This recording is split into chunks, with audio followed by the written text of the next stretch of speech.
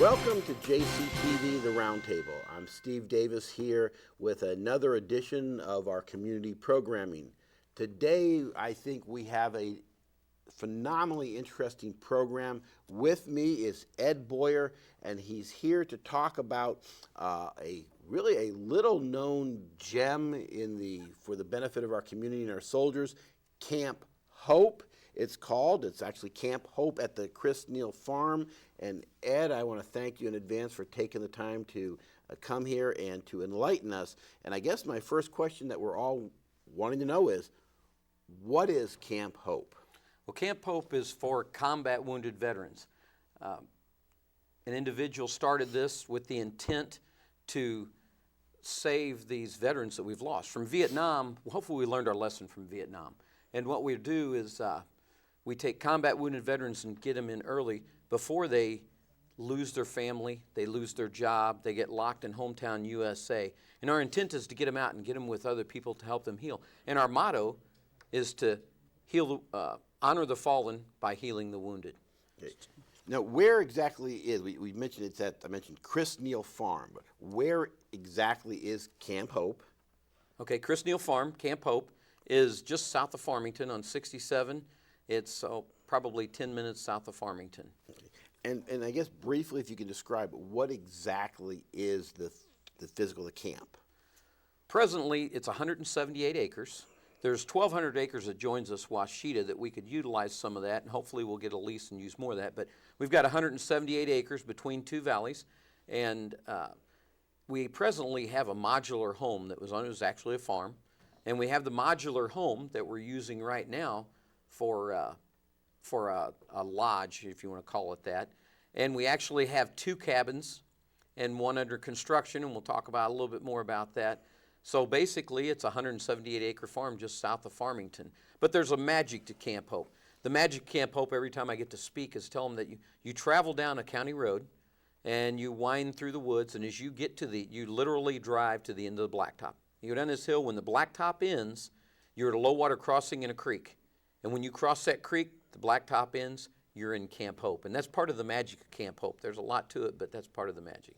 All right, now we use the words, military, disabled veterans, camp. First, we want to let everyone understand, this is actually not a government-run facility. This is a private, charitable organization operates this, correct? That's correct. It's a grassroots organization. No one's paid. It's all volunteers. That's not to say that someday we may need to pay someone. And our intent is to have a combat wounded veteran be a caretaker on there once the lodge is done and we have a caretaker's room to pay them to do it. But we are definitely grassroots. All of our literature and things we've made on our own. We do things like that. We've got a lot of support. We got a lot of people coming on. We have a lot of charities, organizations donating to us. Well, in all my endeavors and research, regardless of the topic, anytime there is a new entity created or an organization or charity, there's always a person and a story behind the creation. So if you could, tell us a little bit, how did Camp Hope go from a vision or dream of an individual to reality? So who started Camp Hope? Camp Hope was founded by Mike White, and it's to start off, he grew up around here. He graduated from DeSoto High School. He grew up in Valley's Mines. He was 12 years active Army, married his wife in Panama, came back. They were living at Fort Knox, and they had two boys, Christopher and Michael. Christopher decided he wanted to follow his father's footsteps, and he joined as a Marine. And as a young Marine, he was deployed to Iraq. And in June of 2006, Christopher died in a Humvee and IED in Iraq. There was 3 other boys lost that day. We have 2 of the cabins named after them, Webb and Williams. And Mike and Christopher had hunted all the time. So in the fall of 2006, Christopher died in June. The fall of 2006, Will White was out hunting, as they always did. And a thought came upon him to take this insurance money from Christopher and buy a farm and honor the fallen by healing the wounded. To honor Christopher and keep his name alive by helping combat wounded veterans. Because we have 36,000 roughly approximately 36,000 combat wounded veterans from this war on terror from Iraq and Afghanistan. And with this idea, he started calling people and talking to people, and some of his best friend is Jerry and Marcia Wells. And they called Jerry. They live out near Valley's Mines. And they started looking for a farm, and they found 3 or 4 of them, but in January of 2007, they found this 178-acre farm, and he bought that farm. We took possession. He took possession in April, started the not-for-profit with all of his own money, and our first hunt was in the fall of 2007. So Mike and Galia White, the White family, it was their idea, their intent to honor Christopher. And I've had Mike tell me after having 42 soldiers, well, I have to add more to it because I was there last night, and we can talk about that. We have combat wounded veterans down there hunting right now. But we've had 42 from 15 states, and Mike looked at me about the 3rd hunt, and he said, you know, Eddie, it's not just about Christopher anymore, it's about seeing these guys change. So that's the primary focus on this camp, is the outdoor physical activities for wounded veterans. That's correct. And right now we talk about hunt, because that's what we've done for the past 3 years, is do turkey hunts and deer hunts, and we'll do muzzleloading hunts. People want to do rabbit hunts. Last year, the board decided that we need to expand a little bit. If we're having great success, and we've got testimonials from different families, different soldiers that have been there, and if it's working so well for combat wounded veterans, what about their families? What about that young boy or girl that said, my dad used to play ball with me? And we got the intent to start Family Adventure Weekend. And the intent of that is to bring families together. So it's not just soldiers standing around that fire ring in the picture of the camp, it's families standing around that fire ring. And with the Privacy Act, it's so hard to find them. And as being a 27-year lieutenant colonel and Afghanistan veteran, I thought I can find some of these guys. I couldn't because of the Privacy Act, and that's a good thing because you don't want other people to know their address or know where they're at or do things like that. But Family Adventure Weekend, coming back to the question, is Camp Hope will expand. Hopefully someday the intent is that a combat wounded veteran can say, I need to get away, and he'll call Camp Hope. And that combat wounded veteran caretaker says, okay, male or female, family or individual by themselves, I just need to get away. And the board says, anyone that qualifies is authorized 3 days. And he'll say, go to the laborer's cabin or go to the AMVETS rider's cabin, punch in 661, I'm in the lodge, I have frozen food, I have canned goods, and they stay there, and we got a creek, we got a waterfall, we got beavers in there, beaver dams, we got turkey. It's just nature heals is another motto we use all the time. So right now we're focused on hunting, but we hope to expand a Family Adventure Weekend where they spend the weekend. You bring families of combat wounded veterans together that, hey, my dad used to do this and my mom used to do this, and they see other kids that have the same thing happening in their lives, and that's what heals them. So hopefully we can expand in the future, but for now we are just hunting. And any assistance? I mean, I'm thinking, well, we got a VA hospital just right down the road in St. Louis. We got, of course, Fort Leonard Wood Base and Scott Air Force Base. I mean, any assistance out there or on the base by saying, hey, guys, there's this gem right down the road here in Missouri as referral basis from any of the facilities. You get much help from them at all, or at least from the VA? Well, from the start, we didn't ask for anything like that. And we actually had one hunter go back and say, tell the VA, Camp Hope did more for me in 3 days than you've done in 3 years. And we said, we're not doctors. We don't do that. We actually didn't do anything. We're the catalyst. We bring them together, and those guys standing around that fire ring, and one of them will say, well, this is what happened to me. And what kind of medication are you on? Well, they gave me that, and it caused me to do this, or different things. And they heal themselves by talking. It's an amazing thing to sit and listen to them because they also can, any psychologist says the VA is doing a great job. There's lots of dollars pumped in. The JB is actually a vision center if we get into the whole network of how the military hospitals work. But as psychiatrist and PTSD is a real injury, and we have PTSD guys, where they say, well, he's got PTSD, can he come? I mean, for a couple of listeners may not understand, PTSD, post-traumatic stress disorder. And some places, they might, that is a real illness and a real injury and a real wound. And these guys stand around and talk, and they tell each other things they can't tell their wives. They can't tell their husband. They can't tell their mom and dad, but they can tell each other. They were there. And I tell them all the time, I talk to them. I was there. I've talked to a couple of those soldiers, and I was standing on the same street corner they were. And I can tell you right where you're at in Afghanistan. but I can't talk to them because I have all my fingers. You know, I wasn't the one that was hurt. So it's an amazing thing to talk to these guys because I told them I don't understand. You know, because I kissed my wife the same. They didn't. And it makes a difference. And they get to talk to each other, and it comes out of it. Back to the VA. A lady came down. They wanted to use, after all this, they're seeing how good Camp Hope's becoming recognized. And my wife and I, Kathy is on the board, and Kathy and I went down and met Jean from the VA hospital. She's a facilitator. And they had kayakers wanting to come down and spend the weekend. And she thanked us for, we were going to let them, you know, the board said yes, Will White and the board, yes, they can use it for the weekend. They need a place to stay to be able to go kayaking. And she thanked us for, because it's so hard to get funds and all that, where we can help them. But as you get into, with any government organization, there's rules and there's laws of how you use the money and how you spend the money, and there should be, because it's tax dollars and people's money. But with donations and that, we have a little bit of freedom to help these people and use it where we see fit. And sometimes that's better. The VA is doing great things. I can't knock them. But no, we don't actually have any support. We have support from them. We don't monetary. No financial No support. financial So we're support. not on the government payroll, and you're not strictly hearing, which is, you know, we'll jump back later on, we'll talk about the physical, but that's one of the issues. I know your camp is trying to become completely handicap accessible and everything, but being an outdoor wilderness, can you talk, how's that coming, or what obstacles are you coming across? You got a disabled vet, injured vet, you know, possibility is they could have a disability or handicap of some type. So how are we looking on the physical structure there, and where are you going with that aspect? We're actually fortunate. The Laborers Union of St. Louis gave us $46,000 between those, the district council and local 110 and the local out of Farmington. And we built our first 2 handicap accessible cabins. And they truly are wheelchair handicap accessible. But you're correct, even though the cabin is accessible, the area around it is a little bit tough.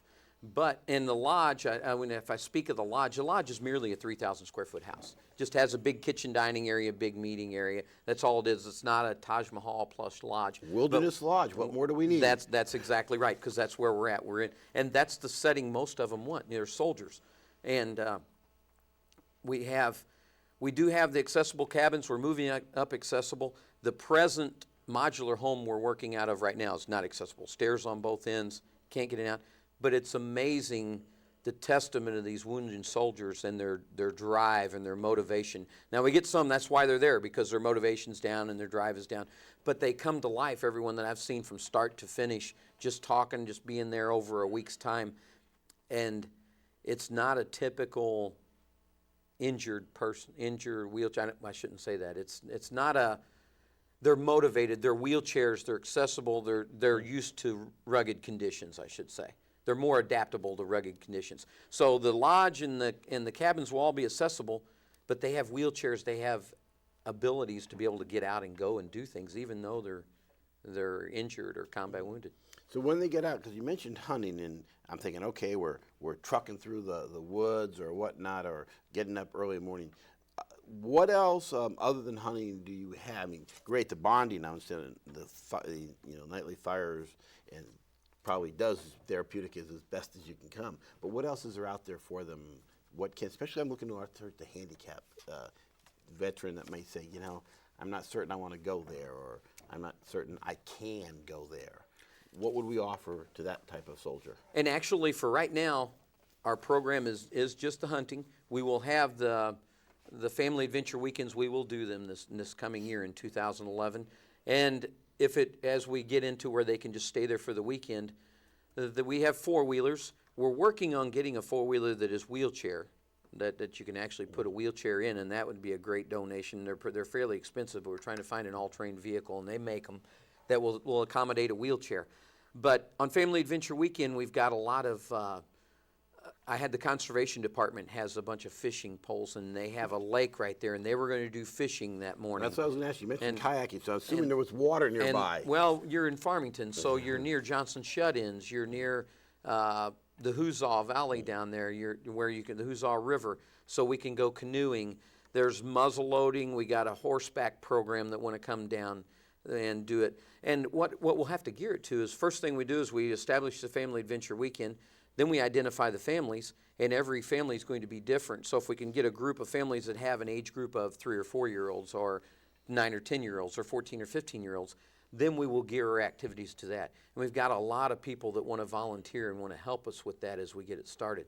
So anyone that has that expertise or that unique thing that would be good for a family adventure weekend, we welcome anybody to give us that information and say, okay, for Saturday morning I would do this, Saturday afternoon do activity, Sunday morning, Sunday afternoon, and they help us with those activities. Or if they're a combat wounded veteran with the family, be sure and contact us and come out. The magic of Camp Hope, of Chris Neal Farm, overwhelms anybody, and everyone that's been there will say, I can feel the magic here. And you can just, it's an overwhelming feeling, and it works.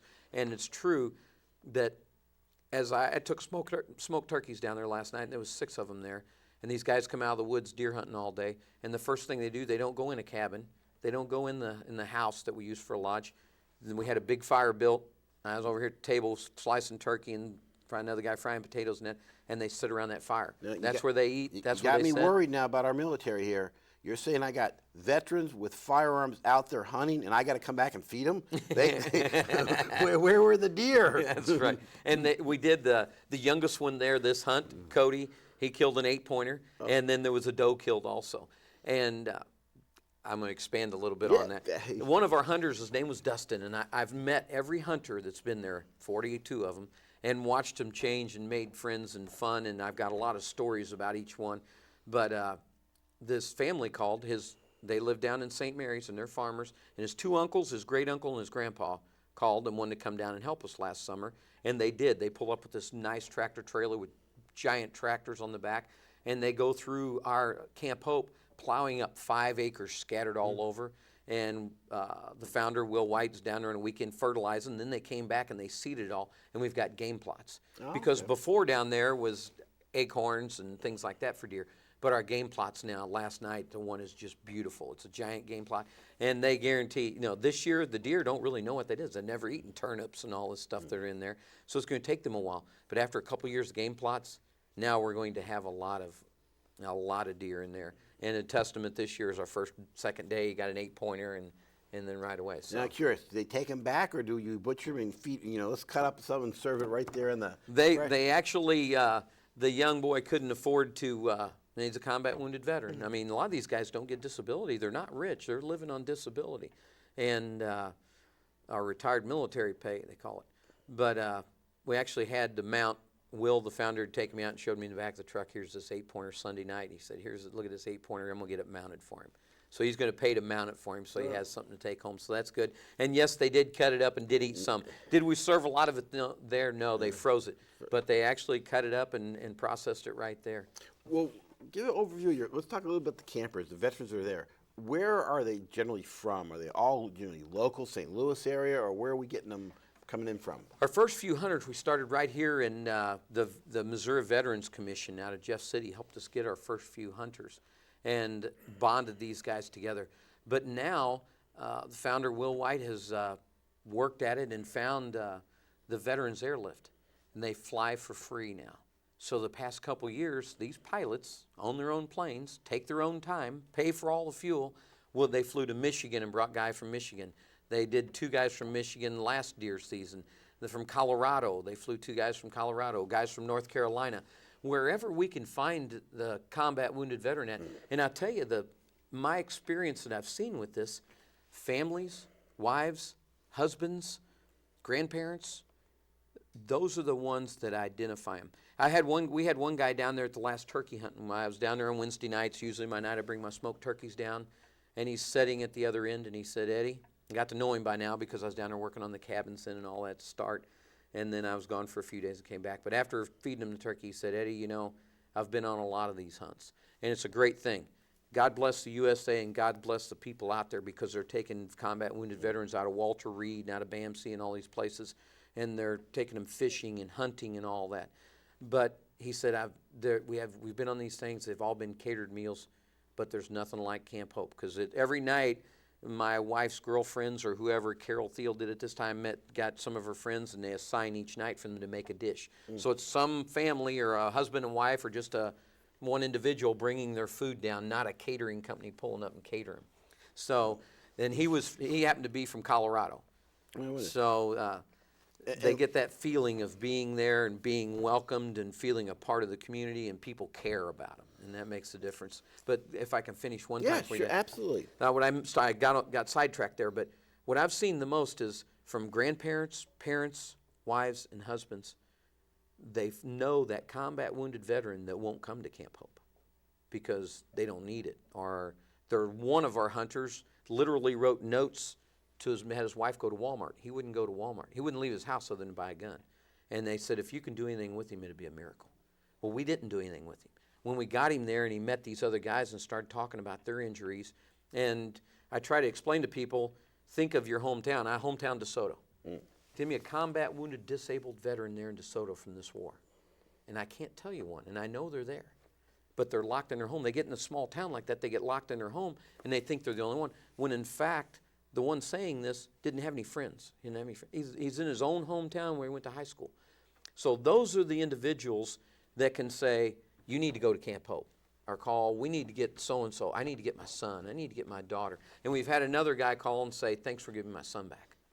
And one of the things I just want to emphasize here, and we talked a little about the cost, there's no cost to the veterans. That's correct. As I said, none of us are paid, and we're all volunteers. And someday we may need a caretaker and a combat wounded veteran, but we do file taxes and make sure everybody can see where every dollar goes, and we make sure that they know that there's no money wasted. And you're right. Once they make that phone call and they do that, before we had to get transportation, when in fact I drove and got a guy, some of our friends would drive to Illinois and get them. Wherever they were at, we would go get them. We have the Veterans Airlift helping us. Or we'll have another hunter stop by. Or now Bobby's a guide. He stopped by and picked a guy up in Cuba and brought him to Camp Hope, Cuba, Missouri. And so there is no cost. When they show up, as a matter of fact, when we started, out of state started coming in. Well, it's $185 for a deer tag. And Camp Hope, I was going to ask you about that. Camp Hope's paying for that. We're making these guys, we want these guys to come here. When they get there, we feed them, we take care of the housing. Everything they need is right there, and we would take them by their deer tag. The Bobby Lystick and Joe Bogart, two of our hunters, we took to Jeff City in February of 2008 and met the Missouri Conservation Commission, and they spoke on behalf of Camp Hope, on behalf of combat wounded veterans. Missouri was the first state to change their law that a combat wounded veteran with 60% disabilities or more can hunt in the state of Missouri for residence fees. So now we pay $18 for deer tag. And I was going to tell you that I'm not involved in the political spectrum, but if there's ever a bill that I bet you I could get passed through our legislature, would be exactly that.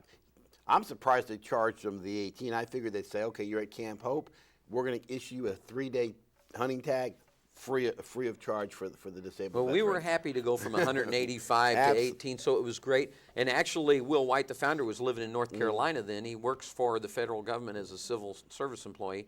And North Carolina changed. Then the Michigan hunters came down, and we talked to them. The Michigan hunters, Michigan changed. So we know of 3, and there may be more states out there. So don't quote me, but I know for a fact Missouri and North Carolina. Well, that's wonderful. Well, we're going to take a quick break before we come back, and we talk more with Ed Boyer about Camp Hope and find out a little bit more. But if you're interested, it is www.chrisneilfarm.com.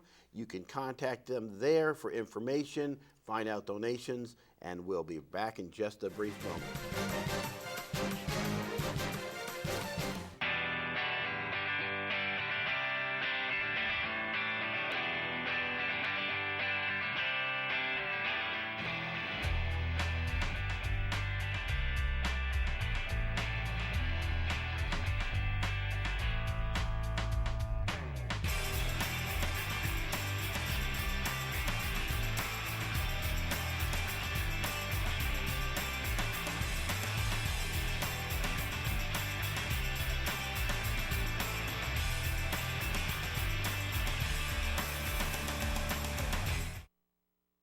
The teachers' doors are always open. Faculty commitment. What I like the best is just the overall enthusiasm that the teachers have. The faculty understands our students.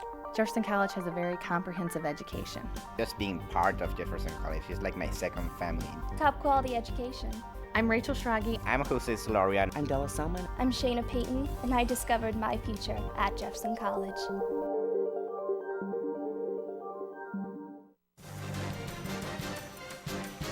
Well, we're back here with Ed Boyer and Camp Hope, a rustic wilderness lodge for disabled veterans to help them enjoy the passions they probably had prior to their military involvement and to the injury they received. A wonderful opportunity to enjoy the outdoors, to hunt, and the volunteer camp. And as all organizations are, a camp like that, or an organization such as Camp Hope, is only as good as the volunteers and the people behind it. And we talked a little bit about William Mike White, the founder, and his loss of his son and how he started. But Ed, you're very involved in this program and this activity, so let's open up Ed Boyer to the public a little. What's the driving force behind you? What got this camp, this organization so deeply in your heart? Well, actually, as I stated before, that Will White, he was living in North Carolina, originally from here, and Jerry and Marcia Wells, he called Jerry, they were good friends, to start this, or to find the farm, and he started the organization. Well, Marcia had called my wife to write it, Kathy Boyer. Kathy does a lot of writing in his chamber. She's done a lot of different things for volunteers, and knew that we would help them. Well, after she wrote that letter, and then they kind of got us involved, well, once I found out truly what it was in our first hunt, first time we were really involved, I was a battalion commander of the 203rd Engineer Battalion in Joplin then. So I'm a 27-year Missouri Army National Guard guy, got the free trip to Afghanistan, spent 355 travel opportunities the Guard gives you. That's right, I got a free trip. It was an interesting year for Eddie Boyer. I lived 80 clicks off the Iranian border with 100 guys out in the middle of nowhere for a year. And to kiss your wife goodbye, when people say I got to deploy, till you have to kiss your wife goodbye and say I'll see you in a year, it's quite an experience. But after being there and seeing soldiers and being a part of this operation, it's in my heart. You know, we talked about, they'd mentioned early on, Eddie, you need to be a board member, and I said, you don't need Eddie. Eddie's a volunteer, and I will always be a volunteer at Camp Hope because it's in my heart. But I believe in the military, and God bless the USA, and God bless our military for what they do. And I was fortunate enough to be a part of it. So that's why Camp Hope's deep in my heart. But there are so many people that volunteer and coming on board, and organizations, the AMVETs, the VFWs, the Elks, the Legion. I have to be careful naming because I'm going to forget somebody. You're going to forget someone, so we don't want to forget. There's so many organizations and people that are involved to make this all happen, and we're still young. You have to remember, our first hunt was in the fall of 2007, so we're 3 years old now. And we've come a long way in 3 years. We still got a long way to go, but and eventually we've talked, and the board's talked. I talked with the board and talked with Will, and if we had 6 Camp Hopes across the United States to take care of 8 states apiece, then there's 36,000 combat wounded veterans out there, and they need help. The thing about it is, once they come and visit Camp Hope, they all want to come back and help the next guy, and that's what keeps us going. I had one guy that lives local here. We were working on the cabins for free. And he said, Eddie, you know why I'm back here. It's seeing those hunters and seeing their faces and seeing them change in a week. And once you truly do that and you get that feeling, it's an inspiration. It drives you, and that's why it keeps me deeply rooted, is seeing the hunters change and see these guys and get to know them. Yeah, and I've been involved with the Garden, another building project. So throw this out to you just in case, if they're not deployed overseas, you got building problems or building concerns. I found the Guard is a great resource for volunteer construction help when it comes to camps like this. And we've dealt with the Camp Wonderland down in, Yes. And the Guard's been wonderful with the JCs and helping build that camp for handicapped children. I'm just thinking, the Guard's got extra time on their hand. We could put another camp in their building. So you contact them and get those engineers out there and help construct some of our camp here. That's right, and the Guard has been a part of Camp Wonderland. In the early 80s, DeSoto was a part of our enlisted men's club. We donated every year to Camp Wonderland and Yes. in volunteer efforts since the early 80s with the JCs in cooperation to have dances and stuff for that. But the Guard does have IRTs, individual readiness training projects that they do, and we've looked into that. I actually, as engineer officer and commander of the Yeah. 220th and Festus, Okay. participated in many of those projects and had my units, my platoons participate in them. But we haven't tapped that resource yet, but yet it is a resource.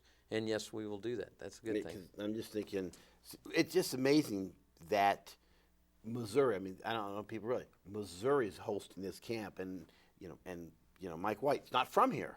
You mentioned North Carolina, yet he chose his friends and said, Missouri, let's establish the camp here in our state, which is, I guess, a big pride, kind of an accomplishment and pride for Missouri. I would think so. As they see this grow and you see Camp Hope and know it was founded here. Mike was originally from Valley's Mine, so that's kind of some of what brought him back here. And he actually has moved to Scott Air Force Base now, so he's only an hour away. He's there almost every weekend now.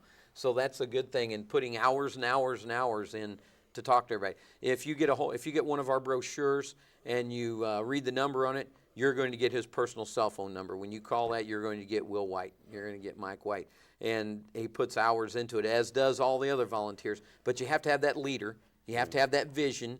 And I've actually said that even before we started the cabins. He said, boy, we'd been into it about a year and a half, and we don't have anything started on that over there. I said, you haven't given us your vision yet. As a commander, you got to give your vision.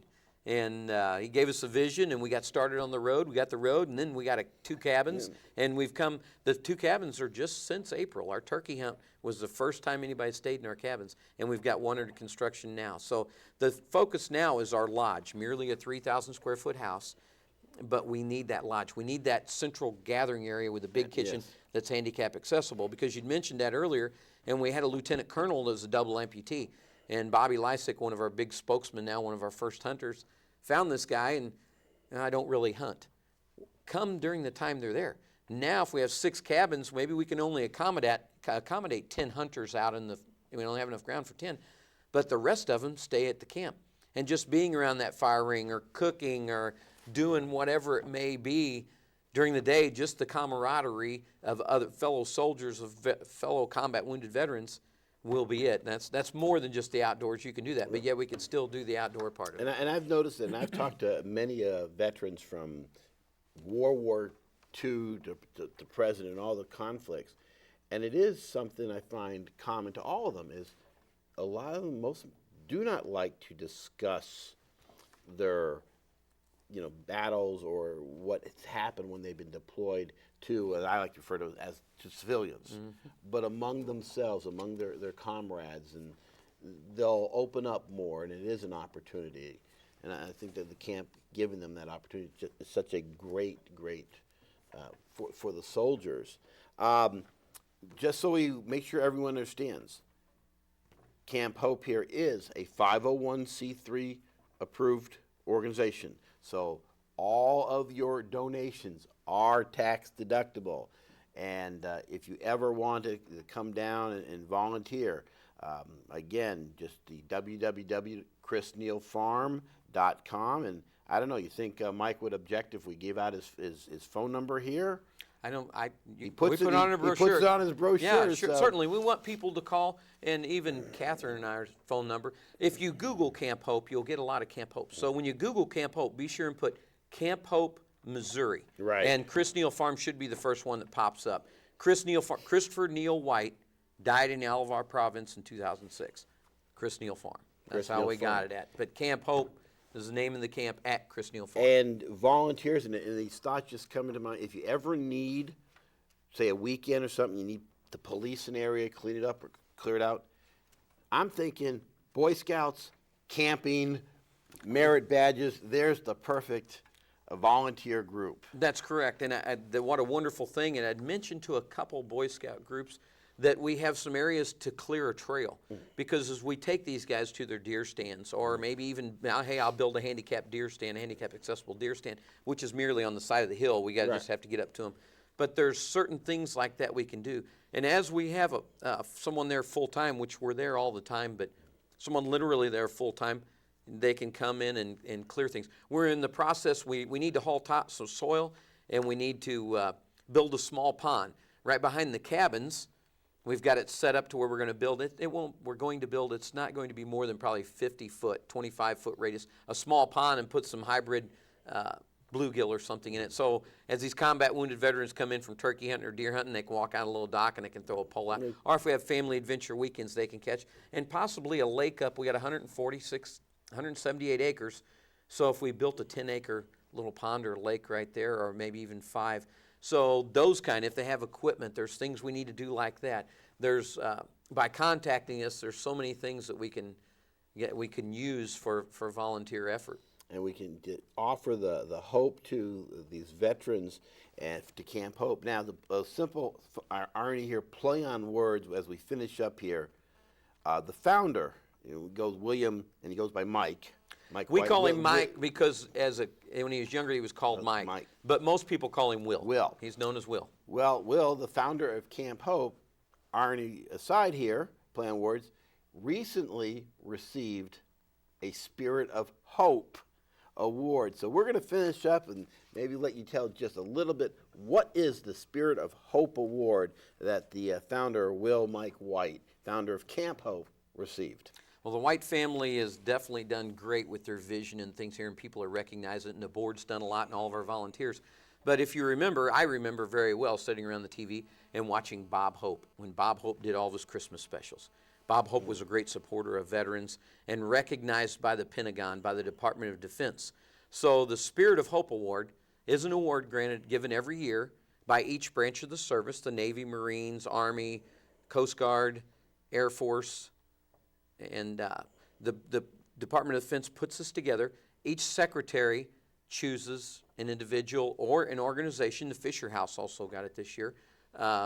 And I forgot what branch, maybe from the Air Force. But the Secretary of the Army selected Will White, the founder of Camp Hope, as the recipient of the Founder of Hope Award because he's such a supporter of veterans.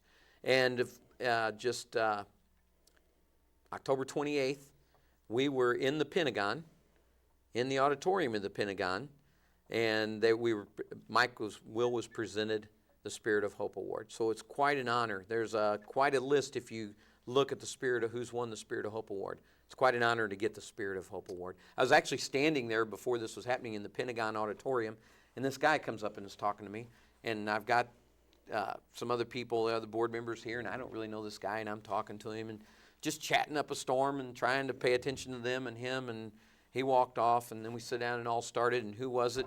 As the whole ceremony begins and somebody gets to speak, he gets up, and it's Kelly Hope.